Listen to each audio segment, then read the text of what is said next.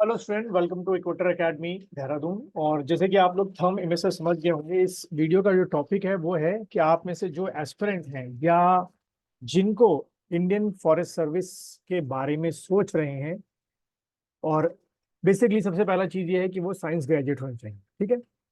तो क्वेश्चन ये बनता है कि साइंस ग्रेजुएट अगर आप हैं, जो कि बीएससी हो सकता है, एग्रीकल्चर, फॉरेस्ट्री, सीबीजेड, बहुत सारी स्ट्रीम्स हैं बीएससी में। उसका वीडियो जो है आपको मिल जाएगा, मैंने बता रखा है। उसमें मिनिमम परसेंटेज ग्रेजुएशन में यूपीएससी क्या डिमांड करता है। कई जो एस्पिरेंट्स होते हैं, इसको शुरू करने से पहले ही उनके दिमाग में ये डाउट होता है कि भाई आईएफएस का फॉर्म जो है वो आपके जो मेरिट स्टूडेंट्स होते हैं, यानी कि जो ग्रेजुएशन में 70% 80% तक मिनिमम लेके आ रहे हैं, क्या मिनिमम क्राइटेरिया 80% या 70% रखा है बाय द यूपीएससी, या उससे नीचे रखा गया है। ठीक है। तो ये बहुतों के दिमाग में होता है, तो इस वीडियो के थ्रू हम लोग वही डाउट को क्लियर करेंगे।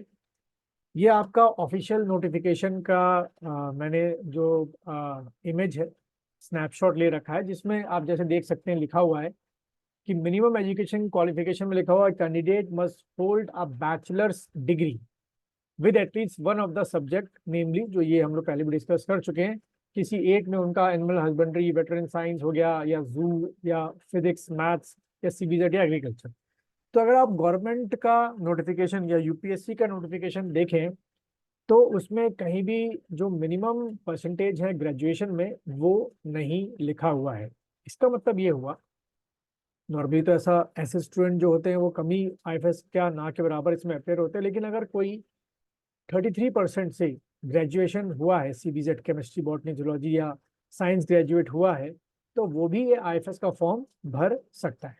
लेकिन अब यहाँ अगर हम पीछे की ओर तड़े, आपको 11th 12th में तभी साइंस मिलती है जब आपके 10th में मोर देन 85% या 80% कुछ जगहों पर होते हैं, तभी आपको मिलती है। और जो स्टूडेंट क्लास 11th 12th से ही या 10th में ही 80+ में चल रहा हो, बहुत रेयर होता है कि ग्रेजुएशन में आते आते उसकी परसेंटेज 33% या 40% पहुंच जाए या 50% पहुंच जाए।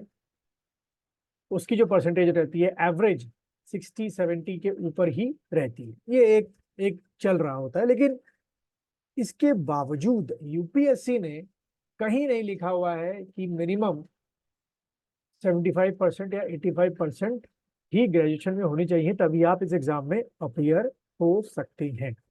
इसका मतलब ये हुआ कि अगर मान लीजिए कि किसी कैंडिडेट के ग्रेजुएशन में, साइंस ग्रेजुएशन में, थर्ड डिवीजन से पास हुआ है, 33% आपके आए हैं, तो that student can also appeared in exam. अब रही बात अपियर्ड होने की और बिकम आईएफएस ऑफिसर, क्या इसके बीच में कुछ बटन इफ है? तो बहुत सारे बटन इफ है।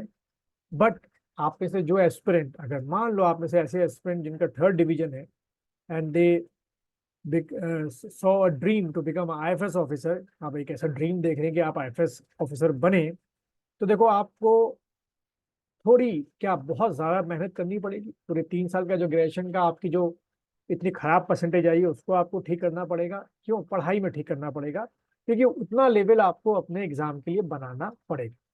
पर आप में से जो 70-80% पहले से ग्रेजुएशन में लेते आ रहे हैं, तो आपको जो आपका जूलॉजी है ग्रेजुएशन का, जो आपका बॉटनी है, बस उसको आपको क्या करना है, ब्रश अप करना।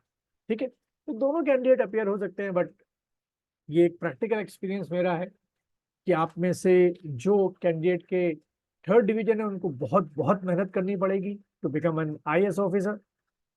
और जो 70s 80s में चल रहे हैं क्लास 10th के बाद से, उनका मेहनत का लेवल भी ज़्यादा होता है। ऐसा नहीं कि कम करनी पड़ती है, but as compare to third division के मुकाबले थोड़ी कम करनी पड़ती है। तो आप कोई भी डिवीजन को मेरिट करते हो, अगर आपने ठान रखी है कि आपको आईएफएस ऑफिसर बनना है, ये एग्ज़ाम क्वालिफाई करना है, तो आप कर सकते हो। दुनिया में नामुमकिन जैसी कोई चीज नहीं।